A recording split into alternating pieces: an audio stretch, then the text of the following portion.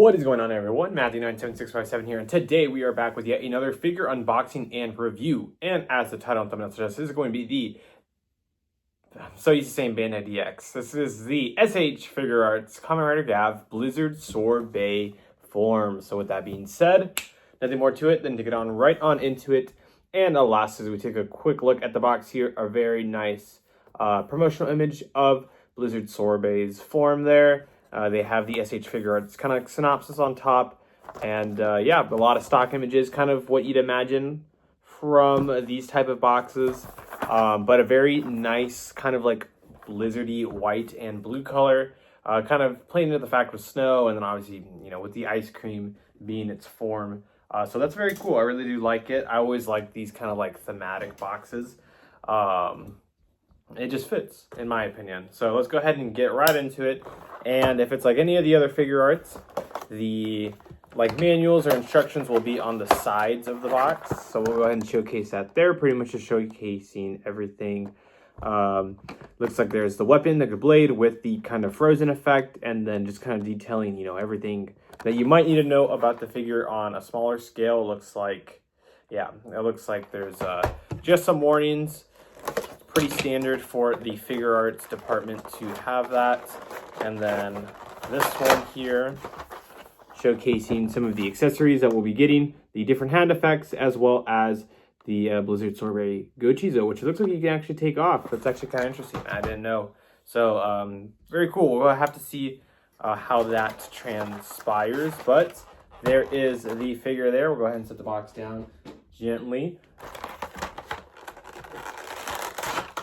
We'll go ahead and set this protective plastic gently down, and I'm going to go ahead and put the figure for you guys to see right here. As you can see, it does have the kind of like protective plastic while I get all the accessories out.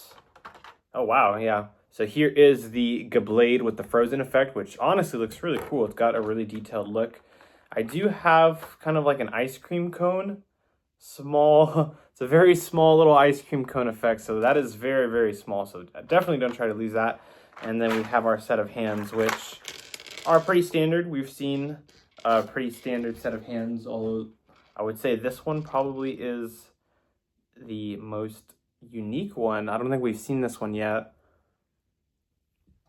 I think that's for the effect wherever he's charging up the ice breath. I could be wrong, though. That's just my assumption, but let's go ahead and take a look at the figure in a full effect here. As soon as I take off these little protective plastic things, they're always, sometimes they give me trouble, but this one's actually doing pretty good. There we go. Yeah, that wasn't too bad at all. Almost there. There we go. Yep, not bad at all. I'm gonna go ahead and put that in the trash there. And so, okay, yep, I'm not missing anything. So let's go ahead and admire the sculpt of the suits here. And as you can see, mine kind of has a little bit of like, it wants to, how do I say it? It's got a little bit of unevenness on the stability. There we go, it's a little bit better. So yep, there is the suit there. It looks pretty good, I'm not gonna lie. I really do like the translation. I love the stylized textured cape. It kind of looks like, you know, like a cone. An ice cream cone, which it's just on the nose. I really like how they just went all out with most of these. And it kind of looks like, almost kind of like a wizard's robe. You know, maybe you could see it like that. I kind of see it like that, just a little bit. So there's a headpiece. You also do have a little bit of stylization on there, and that kind of like white striping, as you can see on the body and the back of the head. And then the front side of the head, I actually do like this blue collar right in there. You can see it. The blue collar, really like, and then you got some purple on the head. And then, wow, yeah, so pretty cool. I really admire the design here.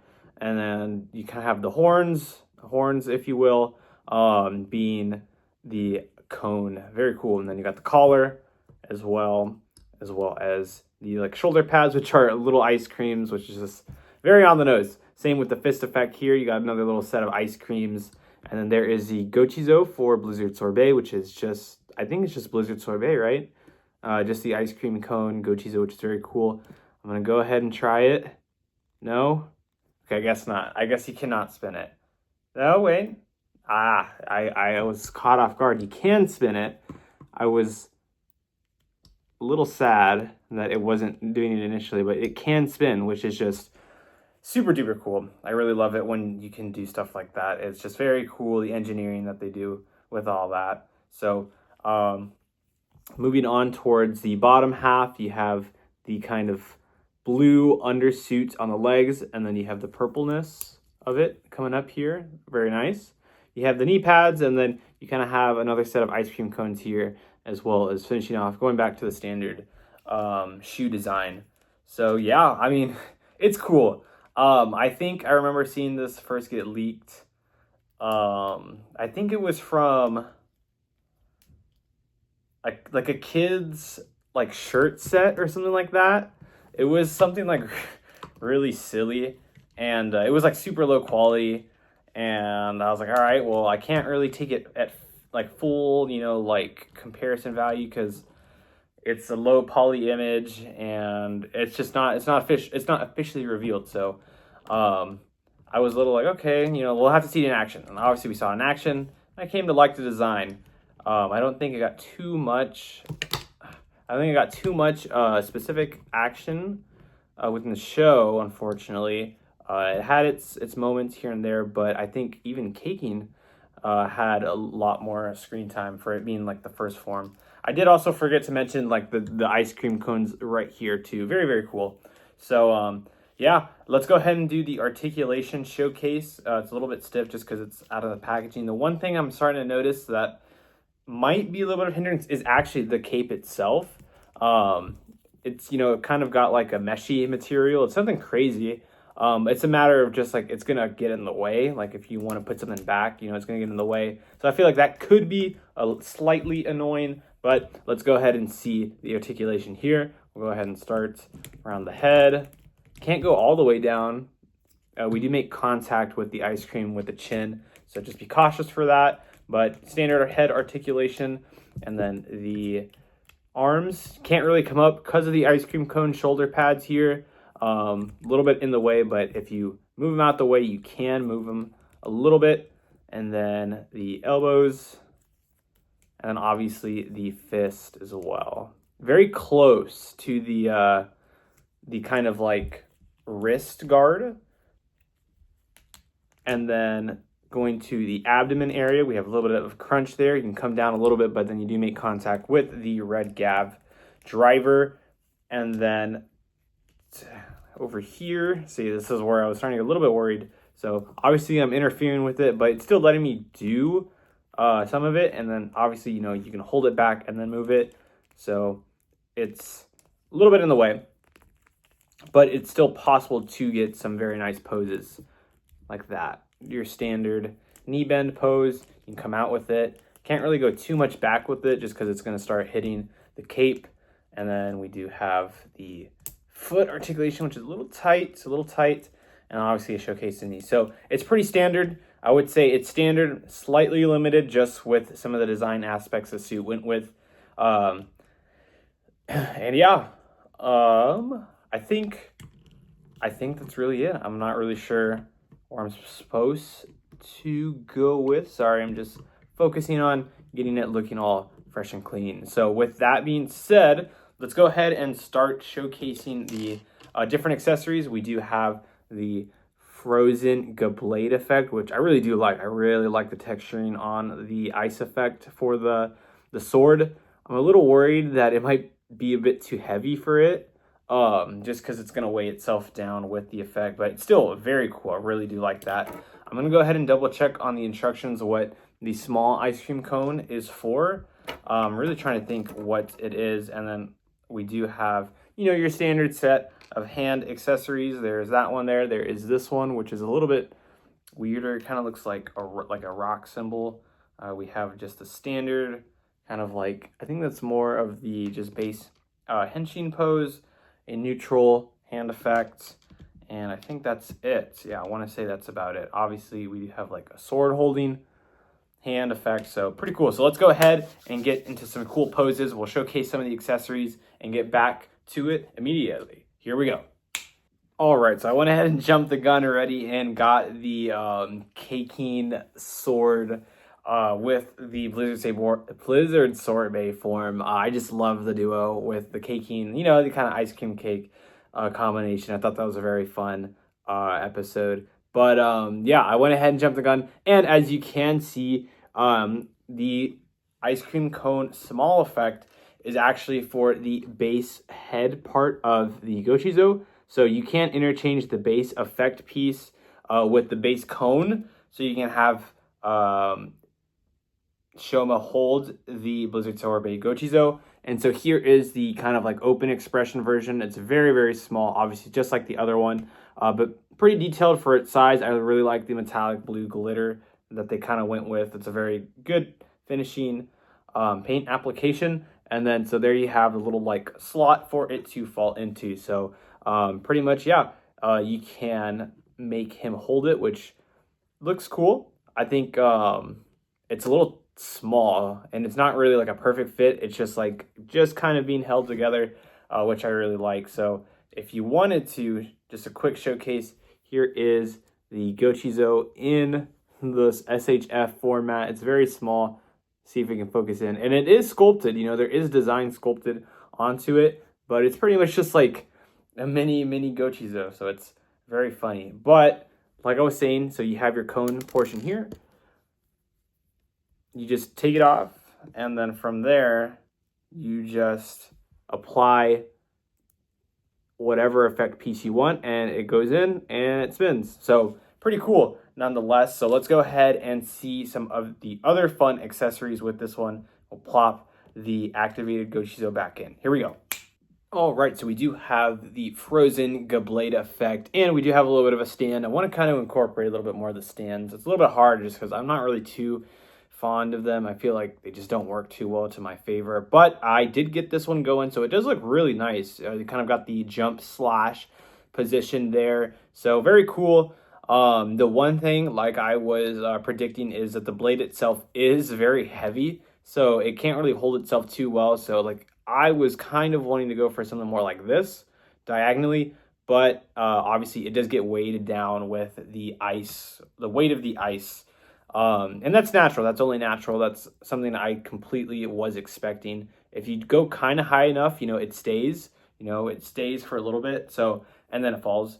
But like I said, I was expecting it, so I'm not too upset about it. But what I was reading on the box is that for the, to compensate for that on the sound, effects part here, sorry, the speaker, oh my goodness, sorry, I had a long day today.